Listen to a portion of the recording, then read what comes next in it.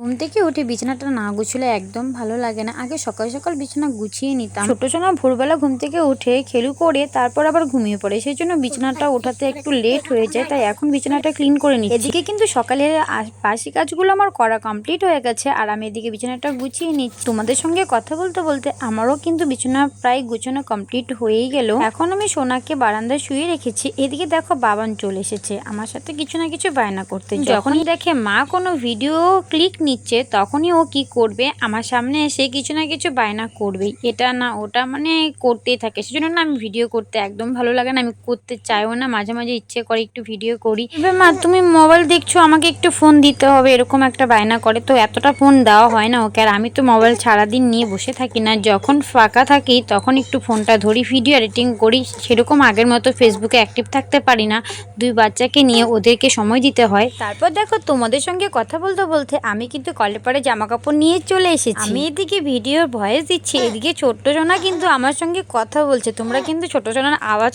পাচ্ছো, কিছু মনে করো না, কারণ আমি কি করব, আমি সময় পাচ্ছি না, যখন একটু ফাঁকা পাচ্ছি তখনই ভিডিও এডিটিং করছি। তো সোনা সবসময় ঘুমায় না, একটু বিরক্ত করে। এখন একটু বড় হয়েছে, তার ওর সবসময় কিছু না কিছু বায়না থাকেই। অল্পক্ষণ ঘুমিয়েছিল, আমি রান্নাবান্না কমপ্লিট করলাম, এখন বাজে বিকেল 3টে। তো এখন আমি ভিডিওটা এডিটিং করছি, কারণ পোস্ট করতে হবে বিকেল 4টার সময়। আর ফেসবুকে যদি টাইম মেনটেন করে কাজ না করো তাহলে কিন্তু কোনোদিনও সেখান থেকে কেউ সফলতা পাবে না। তারপর দেখো আমার জামা কাপড় কাচা কমপ্লিট হয়ে গেছে। জামা কাপড়গুলো আমি বাড়িতেও শুকোতে দেবো, আবার পিছনেও কিছু জামা কাপড় শুকোতে দেবো। কিন্তু সোনা ঘুমিয়েছিল, বারান্দায় উঠে পড়েছে, কান্নাকাটি করছে, তাই তাড়াতাড়ি করে আমি জামা কাপড়গুলো শুকোতে দিয়ে দিচ্ছি। মাও কাজে ব্যস্ত, আর বাবান তো ওর খেলা নিয়েই ব্যস্ত, ও কি ওর ভাইকে রাখবে। মাঝে মাঝে যখন মন চায় তখন একটু নেয়, ও তো বাচ্চা কি বলবো ওকে। যতটুকু পারে বাবানও ওকে একটু রাখে। আর ও কান্না করছে দেখে আমি তাড়াহুড়ো করে জামা কাপড়গুলো শুকোতে দিচ্ছি। আর মা গেছিলো একটু জমিতে আলু আনতে গেছিলো, আমাদের জমিতে আলু করা হয়েছিল। এবার বৃষ্টিতে কিন্তু সব আলু নষ্ট হয়ে গেছে, তাই একটু দেখতে গেছিলো আলুগুলো কি উঠিয়েছে কি না। তা মা এখন আর ওকে নেবে না, এখন ছোটো সোনাকে আমাকেই কুলে নিতে হবে। আমার কিন্তু ভিডিও করতে বরাবরই ভালো লাগে, আমি চাই সবসময় ফেসবুকে বা ইউটিউবে ভিডিও পোস্ট করতে, কিন্তু আমার সময় হয়ে ওঠে না।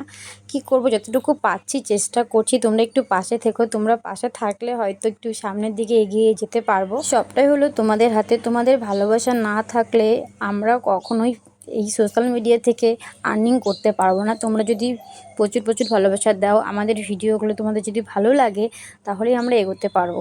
তোমাদের সাথে কথা বলতে বলতে আমার কিছু জামা কাপড় শুকোতে দেওয়া হয়েছে, আর বাকিগুলো পরে দিব। প্রচুর কান্না করছে ছোট্ট সোনা। যারা ভিডিওটা ইউটিউব থেকে দেখছো তারা একটু সাবস্ক্রাইব করে দিও, যারা ফেসবুক থেকে দেখছো তারা এই পেজটা একটু ফলো করে দিও।